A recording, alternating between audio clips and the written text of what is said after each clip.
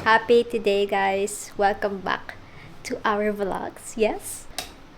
Ayusin natin to. Kasi may nag-comment na parang na ano yata siya, na-bother siya sa ano ng lamp natin. So, madam, okay na ang lamp natin.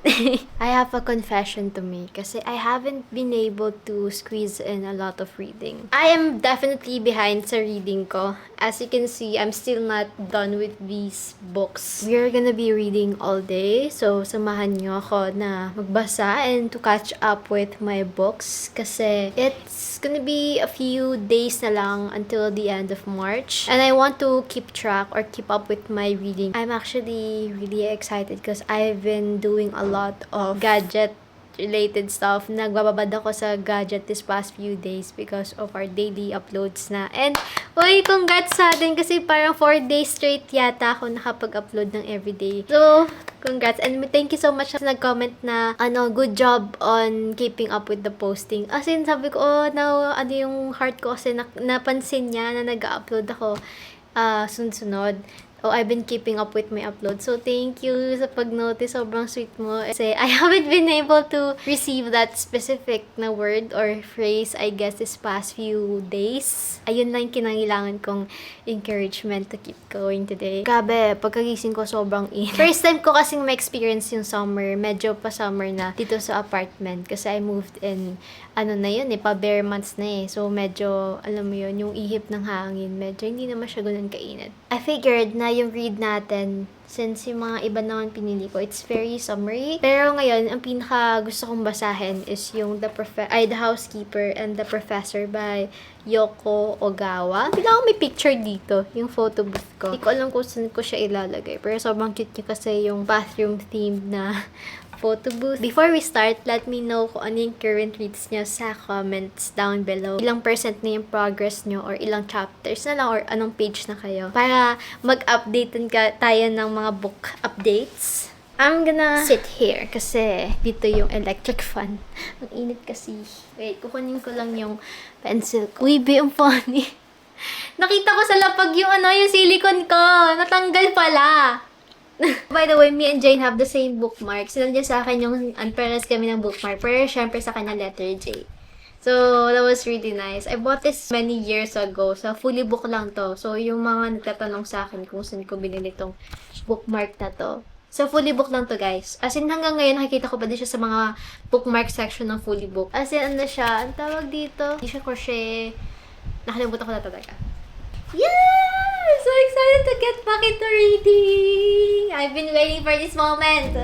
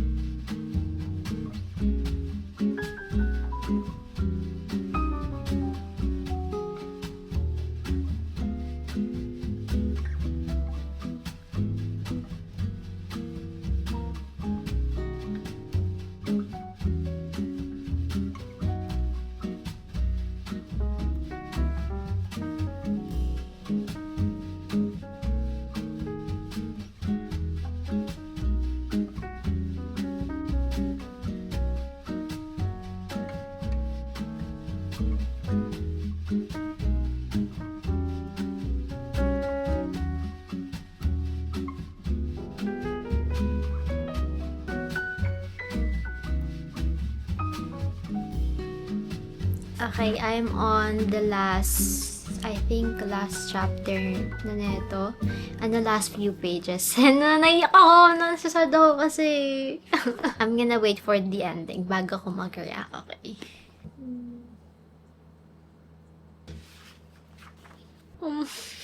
No. Wala. Wala, ang sad naman. Nakaka-yikes.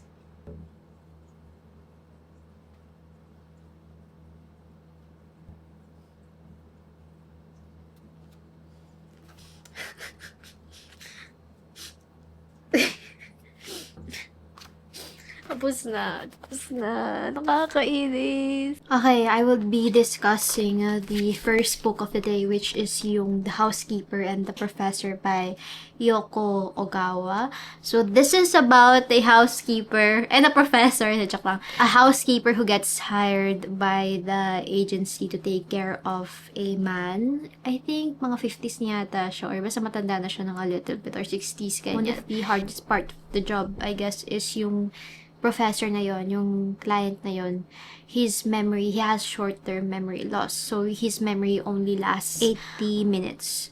So, after 80 minutes, makakalimutan na ng lahat na nangyayari prior to that. So, he has sticky notes everywhere. He has to write everything na parang, ito, may bago kang housekeeper, ito yung pangalan niya, or ito yung role niya, ganyan. And then, he always has his notes na, your memory only lasts for 80 minutes. So, he got into a terrible accident, I believe. Yun, this is just a very heartwarming and wholesome read.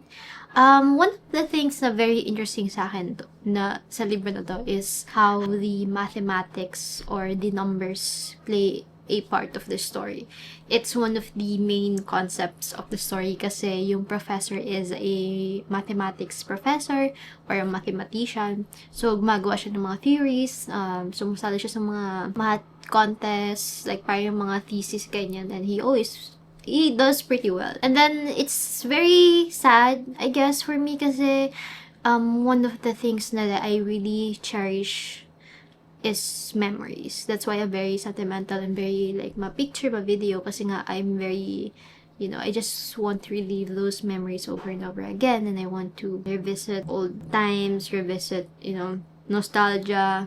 So, nakakasad lang na to actually read about the effect of yung ganong sitwasyon mo to the people who actually remember. Siguro ito din yung sa mga concept of death. Siguro yung kapag umalis ka na, memory mo or yung pinaka-impact mo is may iwan lang mismo dun sa mga tao na kilala ka or sa mga tao na ina-acknowledge ka, ganyan. So, nagkaroon ka short-term memory. Parang wala kang attachment to a person, wala kang attachment to a memory. Whereas yung mga tao na nakakaalala, sila yung pupunta sa kanila yung burden of actually living through the memories with you. It just involves a lot of numbers and computations, which I hate, pero surprisingly, this book actually managed to humanize the numbers, the mathematics, kumbaga. Eye-opening na may mga tao din talaga na sobrang life nila ang numbers, and numbers are everywhere. Like, kahit anong sabihin natin, they're everywhere. Hindi mo napapansin yung importance ng numbers for the, sa everyday life. Diba, we always used to say, pa nag-aaral tayo ng school na, hindi ko gagamitin to, made me realize na,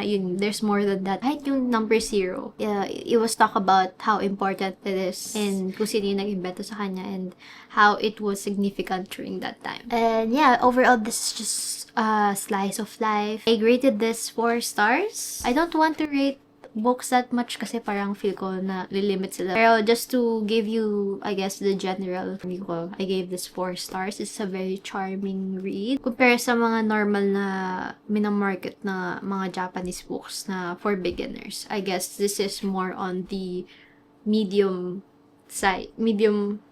rank. Now, I'm pumped to read the next book. That made me hungry for another story.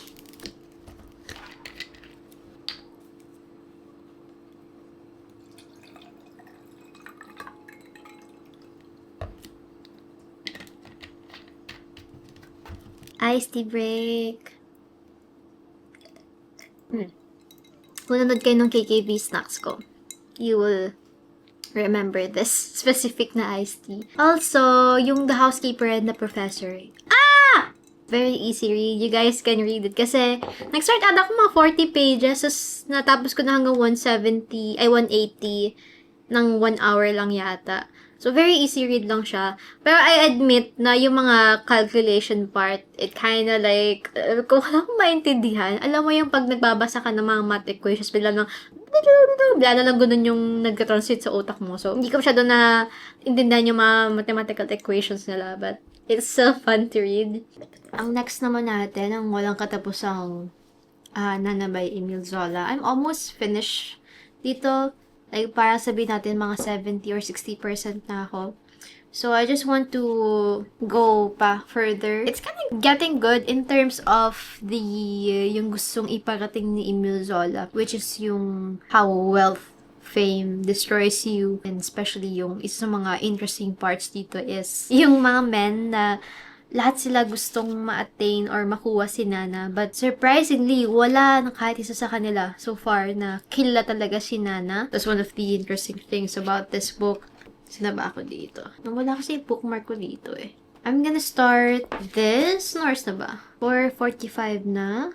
Ito naman, nag-chat sa akin si Zane. Talaga naman mahal ako na itong lalaking to. Tsaka I'm gonna start. Actually, you know what? Let's do, ano may yung timer? Saan ba nakikita yun?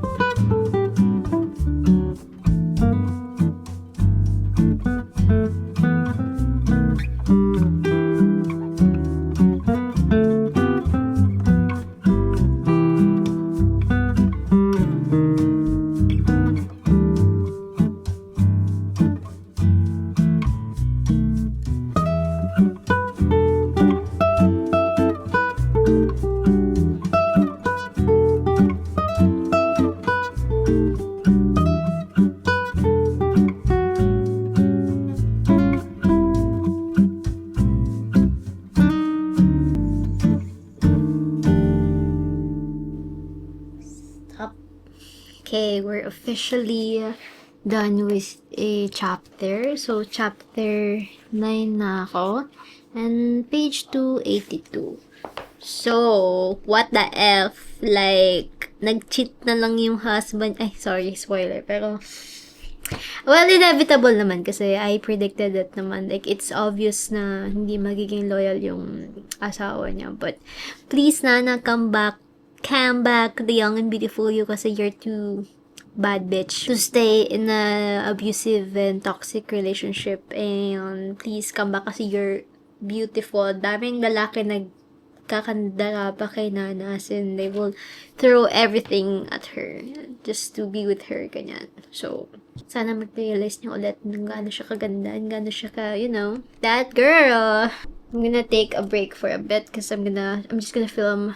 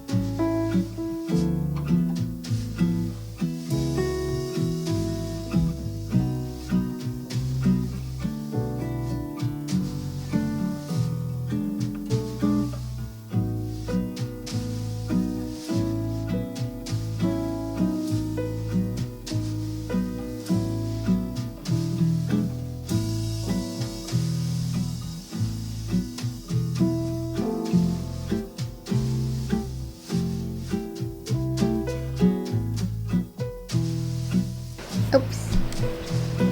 Chapter 10. I've been officially reading for 1 hour kasi parang almost 30 minutes na yung dalawang set ko.